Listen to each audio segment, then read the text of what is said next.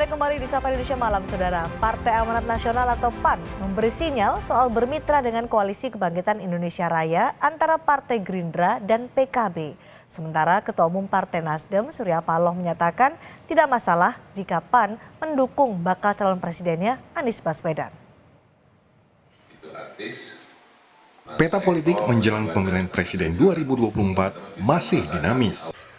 Wakil Ketua Umum Partai Amanat Nasional, Viva Yoga Mauladi bicara soal potensi partainya bermitra dengan Koalisi Kebangkitan Indonesia Raya antara Gerindra dan PKB. Viva menyebut saat ini PAN belum menentukan bakal calon presiden yang akan didukung. PAN masih menjalin komunikasi dengan Gerindra dan PDIP yang masing-masing mendukung Prabowo Subianto dan Ganjar Pranowo sebagai bakal calon presiden. Pasangan calon yang akan diusung di Pilpres 2020. Kemungkinan untuk berkoalisi dengan Partai Gerindra atau dengan PDIP. Kalau pernyataan-pernyataan di media itu biasalah seperti itu. Kan. PAN begitu, PKB begitu. Tetapi kalau dilihat PKB simbol bumi, ya kan? Nah, PAN simbol matahari. Nah, jadi bumi dan matahari itu harus bersatu. Entah kemana arah pilihan PAN nantinya, yang pasti saat ini PKB menyatakan tetap tegak lurus mendukung Prabowo Subianto sebagai bakal calon presiden. Ketua Umum Partai Kebangkitan Bangsa, Muhaimin Iskandar menegaskan partainya tetap solid dengan Gerindra. Kita solid, kita masih solid dan masih menjadi bagian dari Pak Prabowo. Deklarasi untuk Prabowo Caimin kapan? Ya sabar, nanti akan ada waktunya karena biasa dengan konstelasi yang ada saling menunggu. Cawapres Pak Prabowo nunggu waktu yang tepat.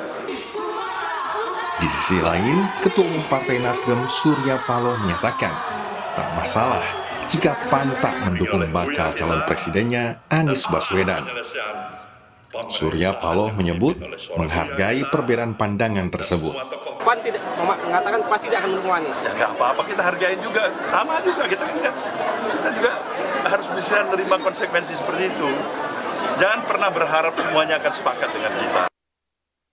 Jika dilihat dari hasil survei elektabilitas partai politik, Lembaga Survei Indonesia pada 1 hingga 8 Juli 2023 menunjukkan PDIP masih menduduki posisi atas dengan angka 23,7%. Kemudian Partai Gerindra 14,2%, Partai Keadilan Sejahtera 6,2%, Partai Golkar 6%, Partai Kebangkitan Bangsa 5,7%, Partai Nasdem 5,5%, lalu Partai Demokrat 4,4%, dan Partai Perindo 4,1%.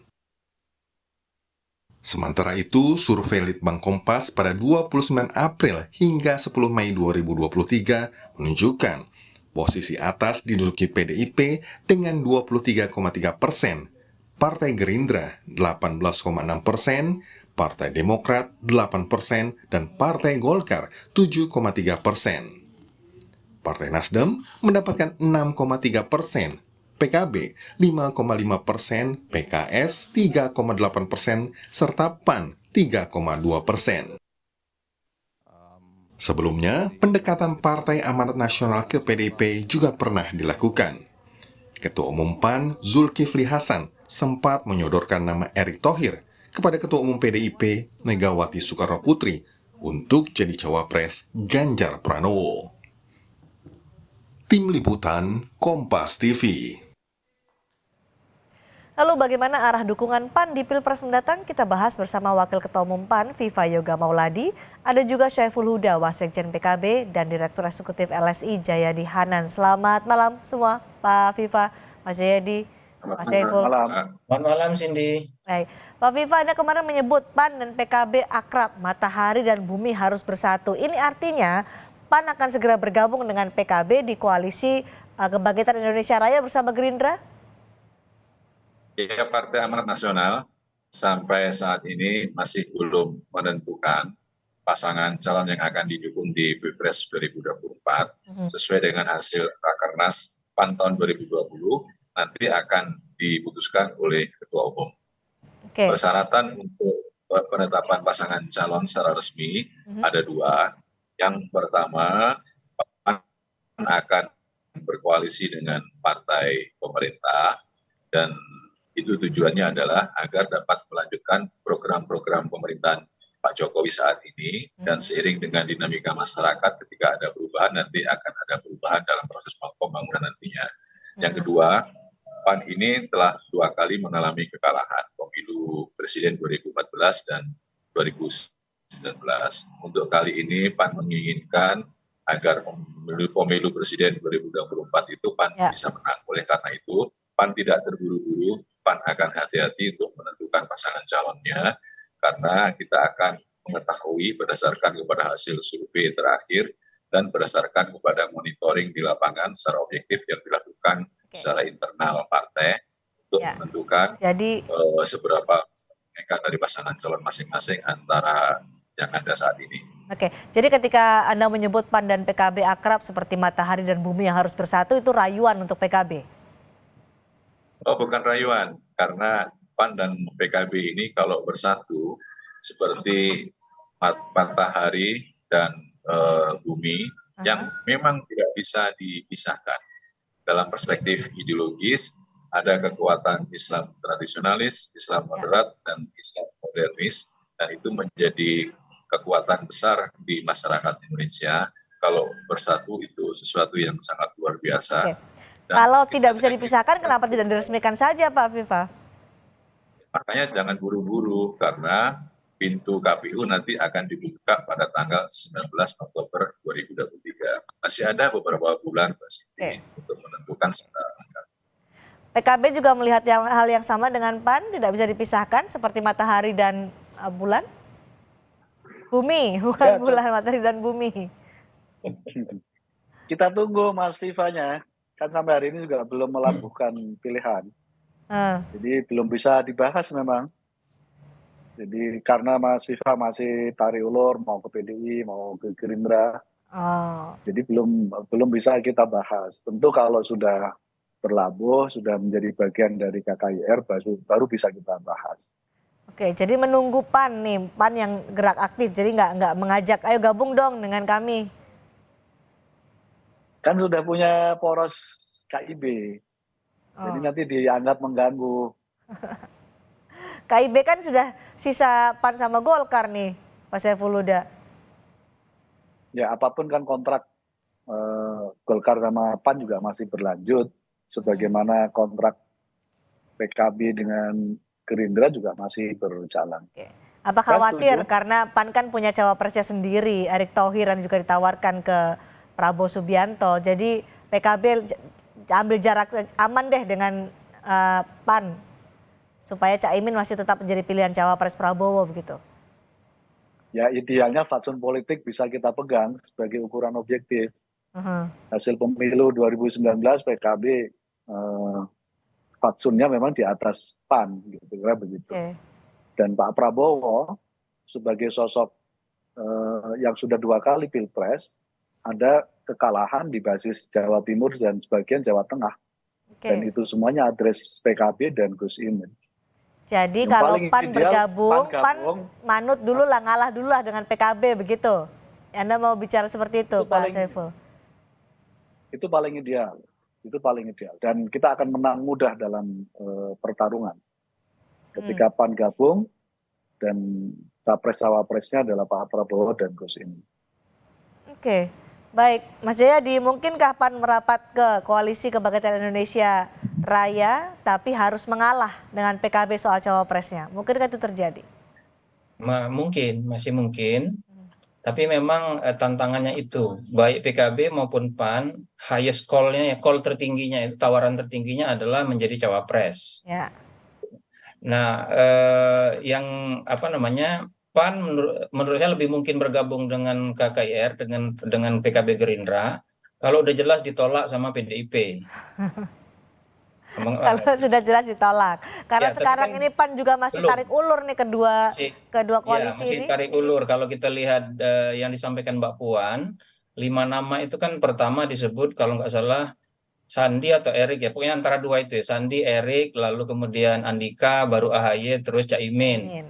Kalau lihat urutan itu ya Erik yang ditawarkan oleh PAN cukup punya peluang tuh, paling tidak dari segi urutan itu meskipun belum tentu ya. Tapi kalau misalnya udah jelas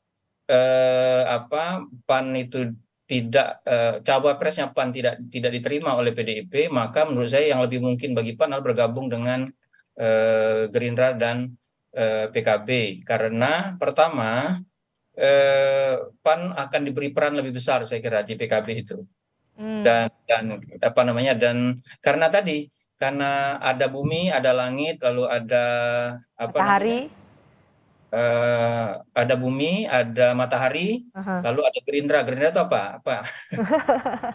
Jadi itu kan punya peran yang cukup besar. Yang kedua, artinya pakem politiknya Islam Muhammadiyah atau Islam modernis, Islam NU, Islam tradisionalis itu bisa bersatu, dan itu sangat indah terlihat nanti kalau digabungkan dengan partai yang di persepsi masyarakat Gerindra itu partai nasionalis. Itu hasil riset bertahun-tahun kita lakukan masih seperti itu. Gerindra itu nasionalis, PAN itu agamis yang lebih cenderung ke modernis, PKB itu agamis yang cenderung ke NU tradisionalis. Gitu, masih begitu persepsi masyarakat. Jadi kalau itu yang jadi patokan, maka PAN lebih mungkin ke sana. Yang kedua, PAN itu nggak pernah berkoalisi dengan PDIP sejak 2004 dalam Pilpres. Tapi pernah berkoalisi dengan PKB dan sering berkoalisi dengan Gerindra gitu. Yang ketiga, sampai dengan misalnya survei nasional LSI akhir April lalu ya, misalnya yang saya ingat itu pemilih PAN itu masih kebanyakan ke Prabowo, masih di atas 45% tuh ke Prabowo. Pemilih PKB pada April lalu itu masih terbelah tuh antara Prabowo, Anies, antara Prabowo, Ganjar, Anies itu masih terbelah. Jadi PAN diperlukan oleh Prabowo, Gerindra untuk memperkuat basis Prabowo yang selama ini ada, ya, supaya tidak tergerus. PKB diperlukan oleh Pak Prabowo untuk tadi kata Mas Saiful memenangkan Jawa Tengah, Jawa Timur bersama Caimin. Jadi kita lihat tiga itu saja, itu memang PAN lebih cocok ke PKB sama Gerindra sebetulnya ya. Tapi lagi-lagi kalau ternyata PDIP mengatakan Mas Viva, pokoknya hari ini Anda jangan kemana-mana, Anda ditawari cawapres. Pasti saya kira Mas Viva akan ke sana. Lalu apa namanya, tantangannya itu tadi, tentu saja ketika PAN masuk ke KKIR, itu pastikan highest call-nya adalah Erick Thohir menjadi cawapres. Sementara Pak Saiful pasti mengatakan kami dong yang lebih berhak gitu. Nah, terjadi stand off di situ kan, bisa terjadi stalemate, terjadi jalan buntu. Maka harus dicarikan the essential outsider, orang yang dianggap agak luar tapi penting, tapi didengar oleh kedua pihak ini. Atau siapa itu kalau menurut Anda? Mungkin Pak Jokowi. Oke, mungkin Pak Jokowi. Pak Viva, kalau bergabung dengan KKIR mau nggak mengalah dengan PKB? Partai Amanat Nasional itu sadar diri bahwa tidak bisa maju sendirian, perlu berkoalisi. Dan seluruh partai politik juga harus berkoalisi dalam kerangka persyaratan presidensial threshold 20%, kecuali PDI Perjuangan bisa sendirian. Oleh karena itu, Mbak Cindy, segala keputusan Partai Amanat Nasional akan tunduk, akan patuh kepada keputusan berdasarkan kepada kesepakatan secara kolektif kolegial dari partai koalisi nantinya. Tidak boleh menentukan, tidak boleh. Baik, tapi rela nggak ketika nanti bergabung dengan KKIR, cawapresnya bukan dari PAN? Kalau itu menjadi kesepakatan kolektif kolegial, itu bukan soal rela, tapi harus dilaksanakan. Karena begini, dalam penentuan pasangan calon, posisi calon wakil presiden saat ini sangat penting, sangat urgen. Kenapa? Dia harus dapat berkontribusi secara elektoral. Dan Mas Erick ini salah satu figur yang memiliki nilai elektabilitas untuk calon wakil presiden.